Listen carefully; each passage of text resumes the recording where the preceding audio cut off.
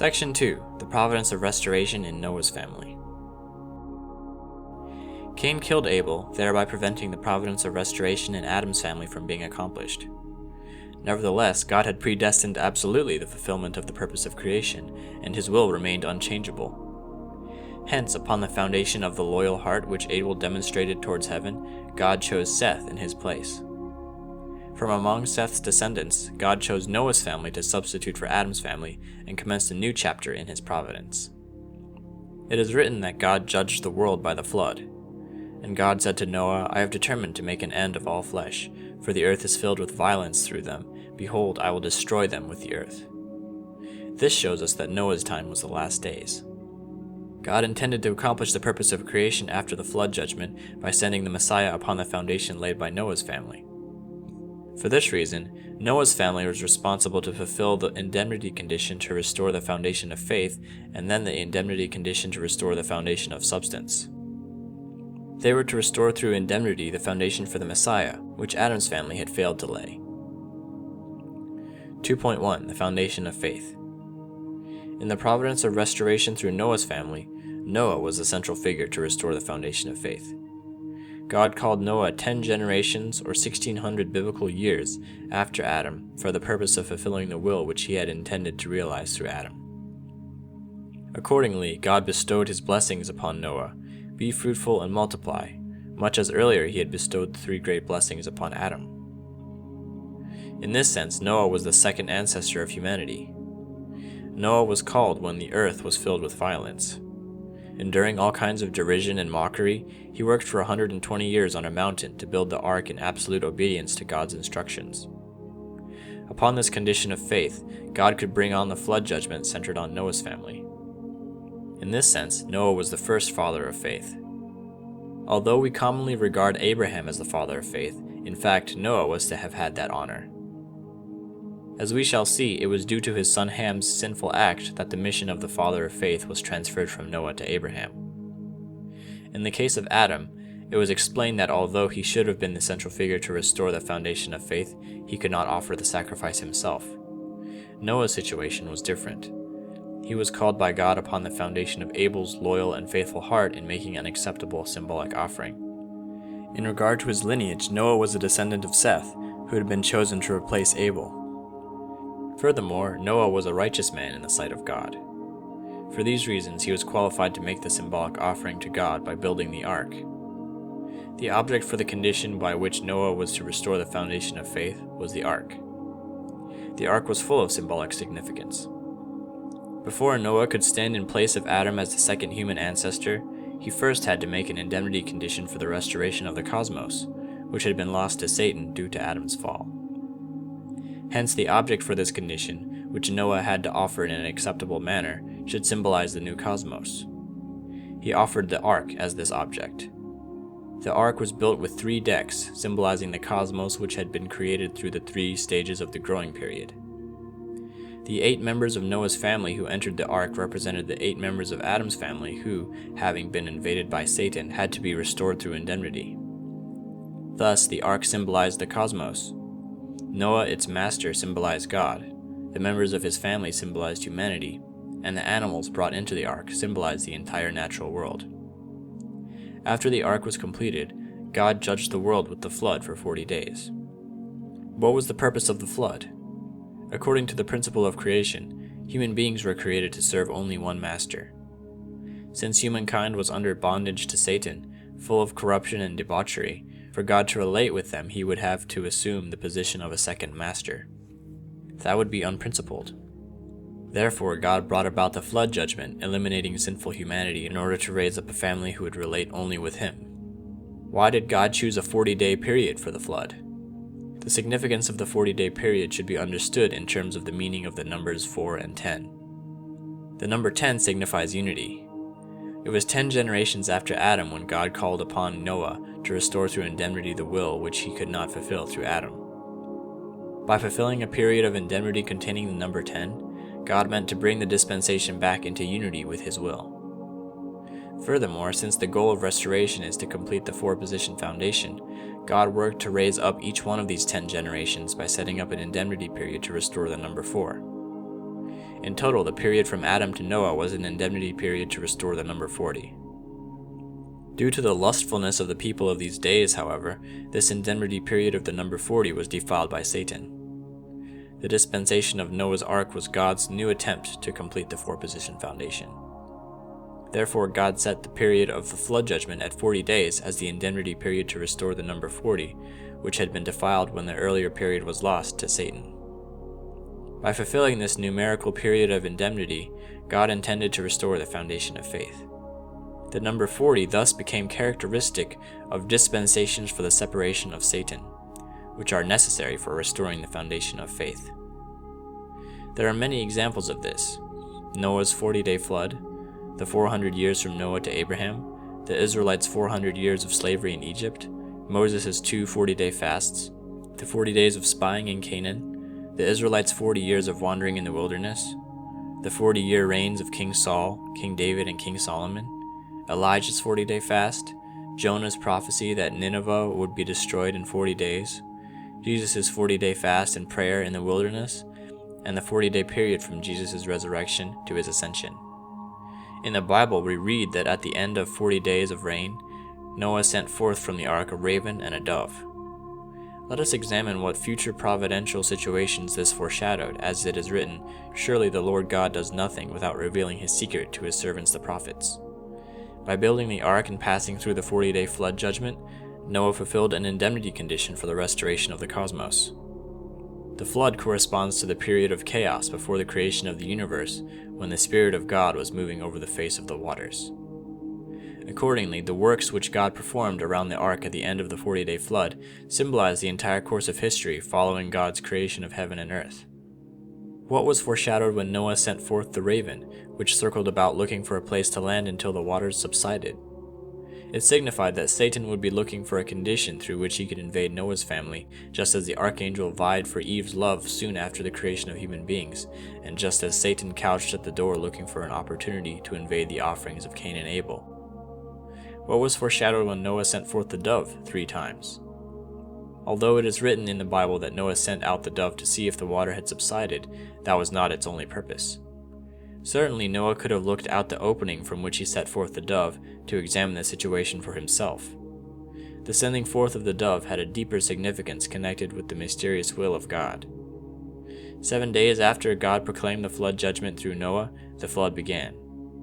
40 days later, the dove was first sent out. It flew about but then returned to the ark because it found no place to land, and Noah took it back inside. The dove, when it was sent out the first time, represented the first Adam.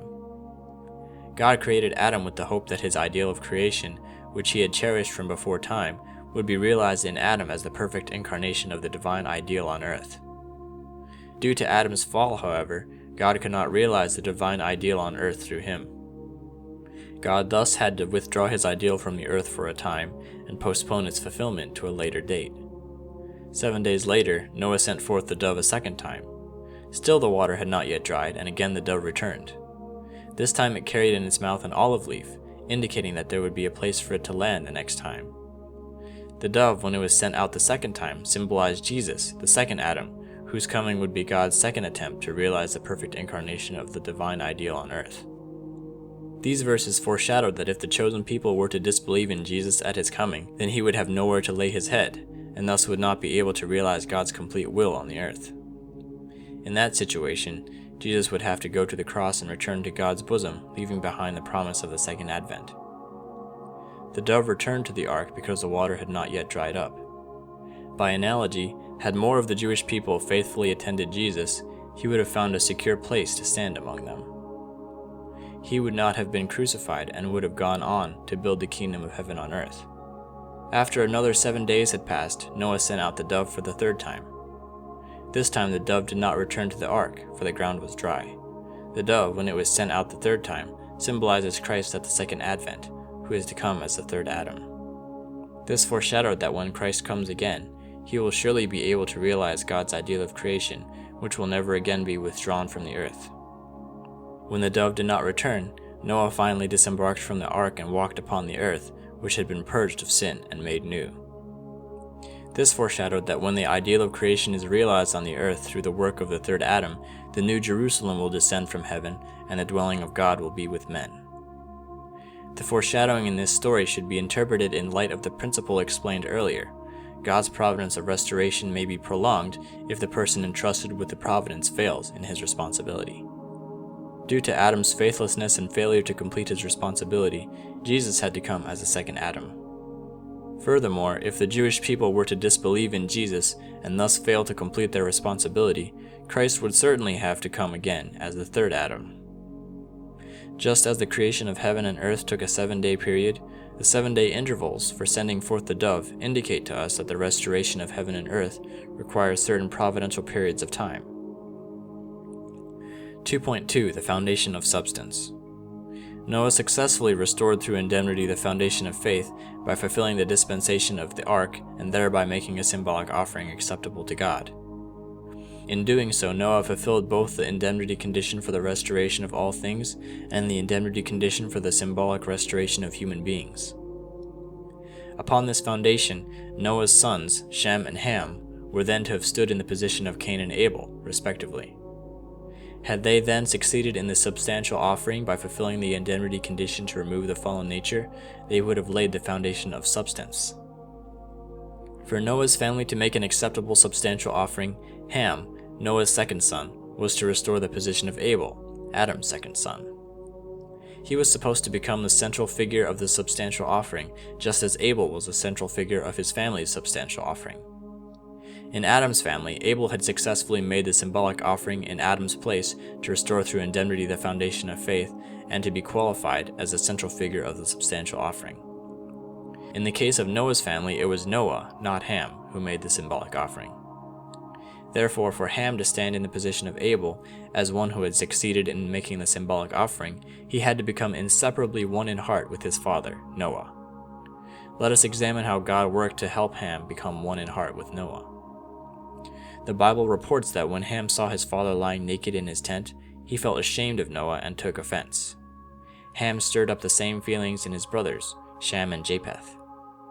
Swayed by Ham to feel ashamed of their father's nakedness and turning their faces so as not to behold the sight, they walked backwards and covered their father's body with a garment.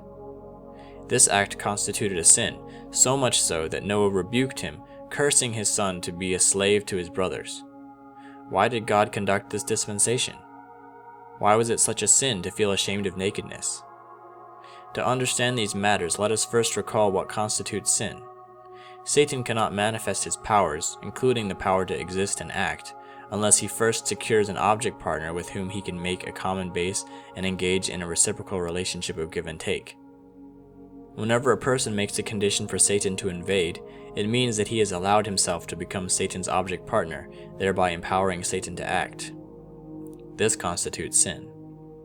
Next, let us examine why God tested Ham by having him behold Noah's nakedness. We saw that the ark symbolized the cosmos, and that the events occurring immediately after the dispensation of the ark represented the events which took place immediately after the creation of the cosmos. Hence, Noah's position right after the flood was much like that of Adam after the creation of heaven and earth. Adam and Eve before the fall were close in heart and innocently open with each other and with God. As it is written, they were not ashamed of their nakedness. Yet after they fell, they felt ashamed of their nakedness. They covered their lower parts with fig leaves and hid among the trees of the garden, fearing that God would see them. This shame was an indication of their inner reality, for they had formed a bond of blood ties with Satan by committing sin with their sexual parts. By covering their lower parts and hiding, they expressed their guilty consciences, which made them feel ashamed to come before God. Noah, who had severed his ties to Satan through the 40-day flood judgment, was supposed to secure the position of Adam right after the creation of the universe. God expected that the members of Noah's family would react to Noah's nakedness without any feelings of shame and without any thought to conceal his body. God wanted to recover the joyful heart which he had felt when looking at Adam and Eve in their innocence before the fall by taking delight in the innocence of Noah's family. To fulfill such a profound wish, God had Noah lie naked. Had Ham been one in heart with Noah, regarding him with the same heart and from the same standpoint as God, he would have looked upon his father's nakedness without any sense of shame. He thus would have fulfilled the indemnity condition to restore in Noah's family the state of Adam and Eve's innocence before the fall. We can thus understand that when Noah's sons felt ashamed of their father's nakedness and covered his body, it was tantamount to acknowledging that they, like Adam's family after the fall, had formed a shameful bond of kinship with Satan and were thus unworthy to come before God. Satan, like the raven hovering over the water, was looking for a condition to invade Noah's family. He attacked the family by taking Noah's sons as his object partners, when they in effect acknowledged that they were of his lineage. When Ham felt ashamed of his father's nakedness and acted to cover it up, he made a condition for Satan to enter. Hence, his feeling and act constituted a sin. Consequently, Ham could not restore through indemnity the position of Abel from which to make the substantial offering. Since he could not establish the foundation of substance, the providence of restoration in Noah's family ended in failure. Is it always sinful to regard nakedness with a sense of shame? No, Noah's was a special case. In the position of Adam, Noah had the mission to remove all of Adam's conditions, which had left him vulnerable to Satan's attack. By demonstrating that they neither felt ashamed of Noah's nakedness, nor would attempt to cover it, Noah's family would have fulfilled the indemnity condition to restore the position of Adam's family in its original innocence before it had joined with Satan in a kinship of blood. Therefore, this was an indemnity condition which only Noah's family was required to fulfill. 2.3. Some lessons from Noah's family. It is difficult for anyone to understand how Noah persisted in building the ark on the mountain over 120 long years, all the while enduring harsh criticism and ridicule. Ham knew well that his family had been saved by his father's labors. Considering these things, Ham should have had such respect for his father that he would overcome his personal offense at Noah's nakedness and have some understanding of it. Yet instead of trusting Noah, who had been justified by heaven, Ham criticized him from a self-centered perspective and showed his displeasure by his actions. His disrespect had the effect of frustrating God's long labors to work his providence through Noah's family. We too need humility, obedience, and patience to walk the path toward heaven. Next, the providence in Noah's family teaches us about God's conditional predestination of the fulfillment of his will and his respect for the human portion of responsibility. God found Noah's family after 1,600 years of preparation. He guided Noah for 120 years while he constructed the ark and raised up his family at the cost of sacrificing the rest of humanity in the flood. However, even though they had been his beloved in the providence of restoration, when Ham made his seemingly small mistake, allowing Satan to taint them, the entire will centering on Noah's family came to naught. Finally, the providence through Noah's family teaches us about God's conditional predestination of human beings. Despite the fact that God had striven arduously for a long time to find Noah and raise him up as the father of faith, when his family could not fulfill its responsibility, God, though regretful, did not hesitate to abandon him and choose Abraham in his place.